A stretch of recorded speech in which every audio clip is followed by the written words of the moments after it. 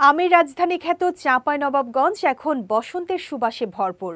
গাছে গাছে ফুটেছে আমের মুকুল, ছড়িয়ে পড়েছে মিষ্টি ঘ্রাণ। মুকুল সংরক্ষণ ও ভালো ফলনের আশায় ব্যস্ত সময় পার করছেন আম চাষি ও কৃষকরা। চাঁপাইনবাবগঞ্জ প্রতিনিধি আতিক ইসলাম শিকর পাঠানো তথ্যচিত্রে বিস্তারিত ডেস্ক রিপোর্টে। চাঁপাইনবাবগঞ্জ জেলার ৩৭,৪৮৭ হেক্টর আম বাগানে এখন একই চিত্র।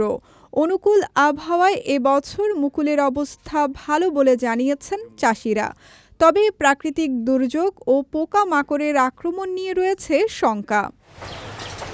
এবার গাছে প্রচুর মুকুল এসেছে।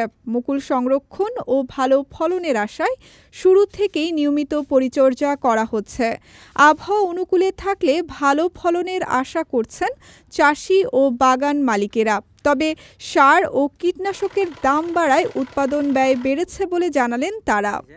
মুকুল ভালো মুকুল আসছে, মুকুল খুব আছে, যথেষ্ট মুকুল আছে। এই মুকুল আসলে অনেক হবে বের হয়েছে। কিছু আপনার এই মুকুল বড় হয়ে গেছে। আমরা এই ধরনের পরিচর্যা করছি যাতে ফলনটা ভালো হয়। সবার গাছে মুকুল হয়েছে মাক্কা দিয়া সবাই মিলে বীজ দেওয়া, ভিটামিন দেওয়া, বীজাবি এসে নিয়ে মানুষ ব্যস্ত হয়ে আছে। কোনো গাছে আমের ফল দেখতে পাওয়া যাচ্ছে, দানা এসেছে। আমরা বীজ চাহার মারছি, সব কর্ম করছি, আমরা খাচ্ছি বাগানের পিছিয়ে। চাঁপাইনবাবগঞ্জের সব বাগানে এরকম মুকুল এসছে।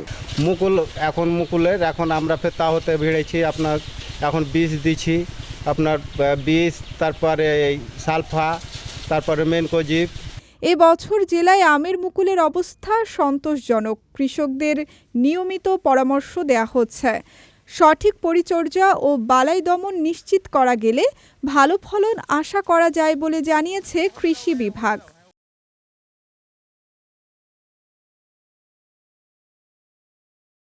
মুকুল আসার অন্তত 3 মাস আগে সার এবং পানি দেওয়া নিষেধ করি, যাতে মুকুল আসতে উদ্বুদ্ধ হয়। সেই হিসেবে মুকুল আসা শুরু হওয়ার সাথে সাথে আমরা কৃষকদেরকে যে জিনিসটা পরামর্শ দিচ্ছি যে তারা এই সময় যদি একটু সেচ দেয় তাহলে মুকুলগুলো একসাথে বের হবে। এবং মুকুল আসার আগে একবার এবং মুকুল আসার পরে, কিন্তু মুকুল ফোটার আগেই আরেকবার প্রয়োজনে যদি মনে হয় তাহলে বালাইনাশক আমরা স্প্রে করার জন্য বলতেছি।